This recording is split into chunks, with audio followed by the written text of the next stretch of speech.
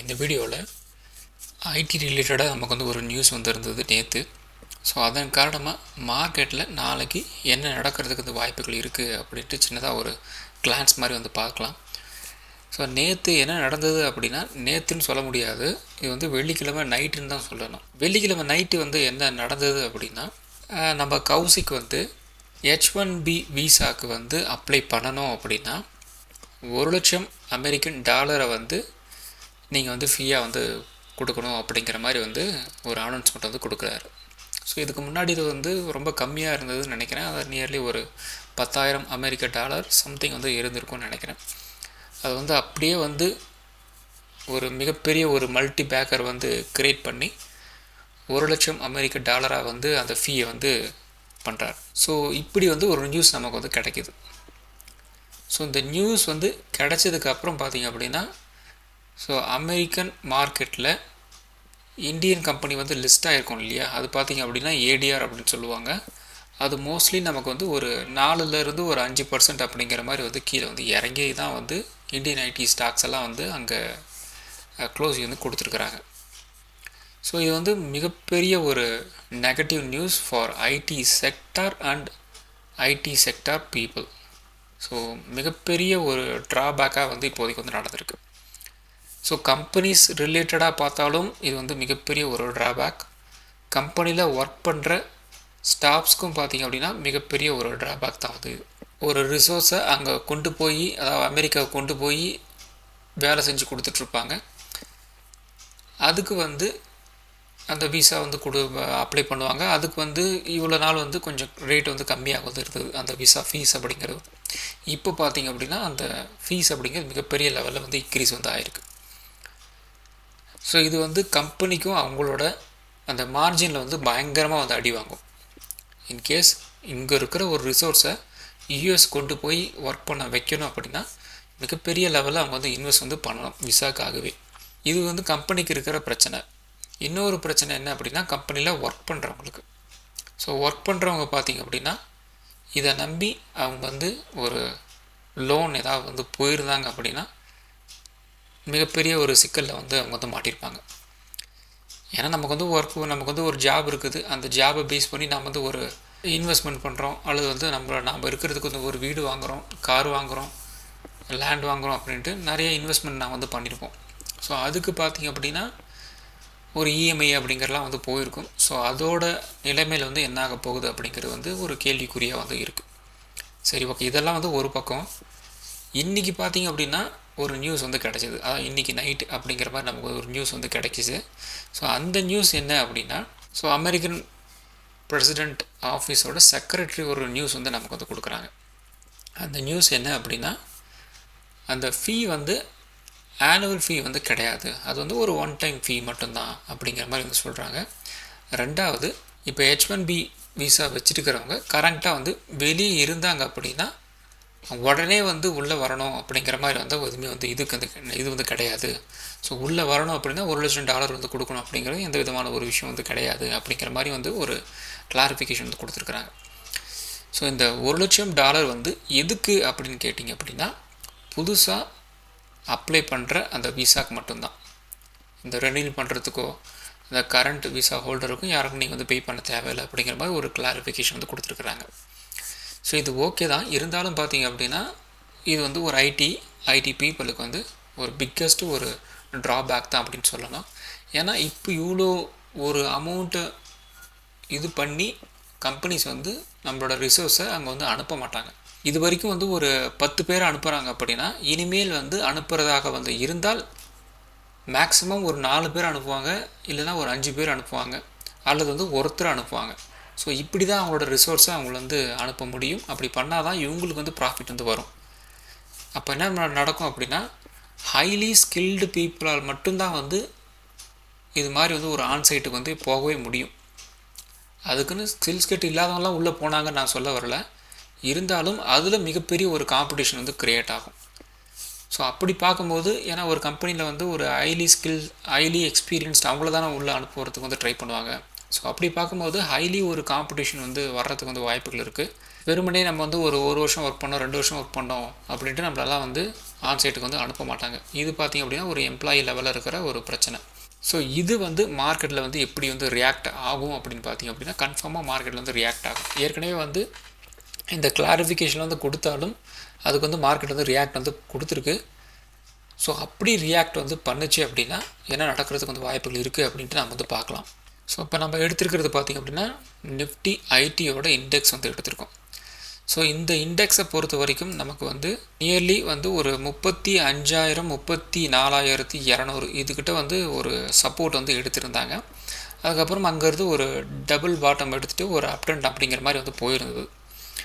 ஆனால் எக்ஸாக்டாக பாருங்கள், இந்த இடத்துல நமக்கு வந்து ஒரு ரெசன்ஸ் வந்து இருக்குது. அந்த ரெசன்ஸ் கிட்ட கரெக்டாக வந்து ஒரு ட்ரெண்ட் ரிவர்சல் கேண்டில் இந்த இடத்துல வந்து பிரிண்ட் ஆகிருக்கு. அதுக்கப்புறம் பார்த்தீங்கன்னா ஒரு நெகட்டிவ் கேண்டில் கூட வந்து நமக்கு வந்து பிரிண்ட் ஆகிருக்கு. ஸோ இந்த நேரத்தில் எக்ஸாக்டாக நமக்கு வந்து ஒரு வெள்ளிக்கிழமை ஒரு நியூஸ் வந்து வருது. இது ஒரு negative news for ID. So அங்கேருந்து நமக்கு மார்க்கெட் வந்து எப்படி ரியாக்ட் ஆகும் அப்படின்னு பார்த்தோம் அப்படின்னா most of the IT company listed in American stock market அது வந்து டவுனாக இருக்கிறது பார்த்திங்க அப்படின்னா ஒரு 4லேருந்து ஒரு 5% அப்படிங்கிற ரேஞ்சுக்கு வந்து ரேட் வந்து குறைஞ்சி வந்து ட்ரேட் ஆகி வந்து முடிஞ்சிருக்கு. ஸோ அப்படி பார்த்தோம் அப்படின்னாலும் நமக்கு இந்த இண்டெக்ஸ் வந்து குறைந்தபட்சம் நமக்கு வந்து ஒரு 4% வந்து கீழே வந்து இறங்குறதுக்கு வந்து வாய்ப்புகள் இருக்குது. அது மண்டேவே கூட இறங்கலாம், அல்லது இந்த வீக் ஃபுல்லாக வந்து கொஞ்சம் கொஞ்சமாக வந்து இறங்கலாம். ஸோ அதனால் நான் வந்து ஓவராலாக எந்த அளவுக்கு வந்து இறங்கலாம் அப்படிங்கிற மாதிரி தான் நான் வந்து சொல்கிறேனே ஒழிய மண்டே இந்த அளவுக்கு வந்து ஓப்பன் ஆகலாம் அப்படின்னு நான் வந்து சொல்ல வரலை. அதை நல்லா வந்து புரிஞ்சு வச்சுக்கோங்க. ஸோ அப்படி ஓப்பன் ஆனாலும் நம்மளால் ஒன்றும் பண்ண முடியாது, அவ்வளோதான். ஸோ அப்படி நமக்கு வந்து கீழே வந்து இறங்குற மாதிரி இருந்தது அப்படின்னா அகெயின் இந்த இடத்துல ஒரு சப்போர்ட் வந்து இருக்குது இல்லையா, அந்த சப்போர்ட் லெவல் வரைக்கும் மினிமமாக வந்து கீழே இறங்குறதுக்கு வந்து வாய்ப்புகள் இருக்குது. அப்போது ஒரு 35,000 ஒரு 34,200 இந்த ரேஞ்ச் வரைக்கும் வந்து நிஃப்டியோட ஐடி இண்டெக்ஸ் வந்து கீழே வந்து இறங்குறதுக்கு வந்து வாய்ப்புகள் இருக்குது. இது வந்து நம்ம டெய்லி டைம் ஃப்ரேமில் வச்சு நான் வந்து சொல்லிகிட்ருக்கோம். ஸோ நிஃப்டி ஐடி இண்டெக்ஸை பொறுத்த வரைக்கும் வெயிட்டேஜ் ஸ்டாக்ஸ் வந்து எது அதிகமாக இருக்குது அப்படின்னு பார்த்திங்க அப்படின்னா இன்ஃபோசிஸ் வந்து கிட்டத்தட்ட ஒரு 30% வந்து இருக்குது. டாடா கன்சல்டன்சி பார்த்திங்க அப்படின்னா ஒரு 22% வந்து இருக்குது. ஹெச்எல் டெக்னாலஜிஸ் பார்த்திங்க அப்படின்னா ஒரு 10%, டெக் மகேந்திரா பார்த்திங்க அப்படின்னா ஒரு 10%, விப்ரோ பார்த்திங்க அப்படின்னா ஒரு 7% வந்து இருக்குது. இதுதான் வந்து ஒரு டாப் 5 வெயிட்டேஜ் இருக்கிற ஸ்டாக்ஸ். ஸோ அந்த ஸ்டாக்ஸ் தான் வந்து இங்கே நான் வந்து ஆட் பண்ணியிருக்கேன். So Infosys, TCS, HCL technology, tech Mahindra, Wipro இந்த 5 ஸ்டாக்ஸ் இங்கே வந்து நான் போட்டிருக்கேன். ஸோ டெய்லி டைம் ஃப்ரேமை பொறுத்த வரைக்கும் மோரார்லெஸ் எல்லாமே வந்து ஐடி இண்டெக்ஸ் எப்படி இருந்ததோ அப்படியே தான் வந்து ட்ரேட் ஆகி வந்து முடிஞ்சிருக்கு. எக்ஸாக்டாக இந்த இடத்துல ஒரு ரெசன்ஸ் இருந்தது, அந்த ரெசன்ஸ் கிட்ட வந்து இந்த இடத்துல வந்து இருந்தது. ஒரு 2-3 நாளைக்கு முன்னாடி நினைக்கிறேன் இன்ஃபோசிஸோ டிசிஎஸோ வந்து மேலே போகிறதுக்கு வந்து சான்ஸ் இருக்கா அப்படிங்கிற மாதிரி வந்து ஒருத்தர் கமெண்ட் வந்து பண்ணியிருந்தார். போகிறதுக்கு வந்து சான்ஸ் இருக்குது, ஆனால் வந்து ஸ்டாப் லாஸ் வந்து மெயின்டைன் பண்ணுங்கள் அப்படிங்கிற மாதிரி சொல்லியிருந்தேன். அதுக்கு ரீசன் என்னென்னு பார்த்திங்க அப்படின்னா இந்த இடத்துல ஒரு ரெசன்ஸ் வந்து இருக்குது. ஸோ அந்த ரெசன்ஸ் இருக்கிறதுனால ஏன்னா இந்த இடத்துல பார்த்திங்க அப்படின்னா 2 தடவை நமக்கு வந்து ஒரு சின்னதாக ஒரு ரெசன்ஸ் வந்து இருந்தது இல்லையா, அதுக்கு மேலே தான் வந்து இந்த ரேஞ்சில் நமக்கு வந்து ஒரு அப்டேட் போகிற மாதிரி வந்து போயிருந்தது. இருந்தாலும் இந்த இடத்துல ஒரு ரெசன்ஸ் இருந்ததுனால நான் என்ன சொல்லியிருந்தேன் அப்படின்னா ஸ்டாப் லாஸ் வந்து ஸ்ட்ரிக்டாக வந்து மெயின்டைன் பண்ணுங்கள் அப்படிங்கிற மாதிரி சொல்லியிருந்தேன். அதுக்கேற்ற மாதிரி நியூஸும் இன்றைக்கி வந்து ஃப்ளோ ஆகிருக்கு, நெகட்டிவ் நியூஸ் வந்து வந்திருக்கு. ஸோ ஓவராலாக பார்த்திங்க அப்படின்னா இன்ஃபோசிஸும் எக்ஸாக்டாக வந்து ஒரு ரெசன்ஸ் கிட்ட வந்து இருக்குது. டிசிஎஸும் பார்த்திங்க அப்படின்னா ஓரளவுக்கு கொஞ்சம் ஒரு அப் ட்ரெண்ட் போகிற மாதிரி வந்து போயிருந்தது. அதுக்கப்புறம் பார்த்திங்கன்னா ஒரு ட்ரெண்ட் ரிவர்சல் கேண்டில் இந்த இடத்துல வந்து பிரிண்ட் ஆகிருந்தது. ஸோ இதுவும் பார்த்திங்க அப்படின்னா கைண்ட் ஆஃப் ஒரு ரெசன்ஸ் தான். பார்த்திங்க அப்படின்னா இந்த இடத்துல ஒரு சப்போர்ட் இருந்தது, அதை வந்து உடச்சிட்டு வந்து இந்த இடத்துல வந்து வந்திருந்தாங்க. ஸோ இதுவும் பார்த்திங்கன்னா ஒரு ரெசன்ஸ் கிட்ட தான் வந்து இருக்குது. அதுக்கப்புறம் ஹெச்எல் டெக்கும் பார்த்திங்க அப்படின்னா சேம் ஒரு ரெசன்ஸ் கிட்ட தான் வந்து இருக்குது. டெக் மகேந்திரா இதுவும் ஒரு ரெசன்ஸ் கிட்ட தான் வந்து இருக்குது. விப்ரோ சேம், இதுவும் வந்து ஒரு ரெசன்ஸ் கிட்ட தான் வந்து இருக்குது. ஸோ மோஸ்ட் ஆஃப் த இந்த ஹை வெயிட்டேஜ் ஸ்டாக்ஸ் எல்லாமே வந்து நமக்கு என்ன நடக்குது, ஒரு ரெசன்ஸ் கிட்ட தான் வந்து இருக்குது. எக்ஸாக்டாக வந்து டெக்னிக்கலும் வந்து நமக்கு வந்து மேட்ச் ஆகுது. நமக்கு நல்லாவே ஒரு டவுன் சைடு வந்து எதிர்பார்க்கலாம் இந்த ஸ்டாக்ஸில். ஸோ இது வந்து கொஞ்சம் ஹை வெயிட்டேஜ் இருக்கிற ஸ்டாக்ஸ். இதில் இன்னும் கொஞ்சம் ஒரு மோசமான ஒரு டவுன் சைடு வந்து போகிற ஸ்டாக்ஸ் எது இல்லை அப்படின்னு கேட்டிங்க அப்படின்னா அவங்களோட ஆப்ரேஷன்ஸ் எல்லாமே வந்து அமெரிக்காவை பேஸ் பண்ணியே வந்து இருக்குது. அப்படிங்கிற பட்சத்தில் சில கம்பெனிஸ்லாம் வந்து வெறும் அவங்கள நம்பியே வந்து இருப்பாங்க. ஸோ அது மாதிரி ஸ்டாக்ஸ் பார்த்திங்க அப்படின்னா மிகப்பெரிய லெவலில் ஒரு டவுன் வந்து போகிறதுக்கு வந்து வாய்ப்புகள் இருக்குது. ஸோ அது மண்டே ஓப்பன் ஆன வரைக்கும் தான் தெரியும் எல்லாமே வந்து எந்த அளவுக்கு வந்து ஒரு சர்க்யூட் வந்து அடிக்கும் அப்படின்ட்டு. ஸோ இதில் வேறு எதுவும் நம்ம வந்து சொல்ல முடியாது, ஏன்னா மண்டே ஓப்பன் ஆகும்போது தான் நமக்கு வந்து தெரியும். ஸோ இதெல்லாம் பார்க்கும்போது நமக்கு வந்து கிட்டத்தட்ட ஒரு 4%லேருந்து ஒரு 5% அப்படிங்கிறது வந்து கீழே கன்ஃபார்மாக வந்து கீழே இறங்கும். ஆனால் நாளைக்கே வந்து நடக்குமா அப்படின்ட்டு நம்ம வந்து எதிர்பார்க்கக்கூடாது. அப்படி நடந்தாலும் வந்து ஆச்சரியப்படுறதுக்கு இல்லை. ஸோ அப்போ குறைந்தபட்சம் ஒரு 4% அப்படிங்கிறது வந்து கீழே இறங்குறதுக்கு வந்து வாய்ப்புகள் இருக்குது. அதில் வந்து கொஞ்சம் அந்த விஷயத்தில் மைண்டு கொஞ்சம் ஓப்பனாக வந்து இருங்க.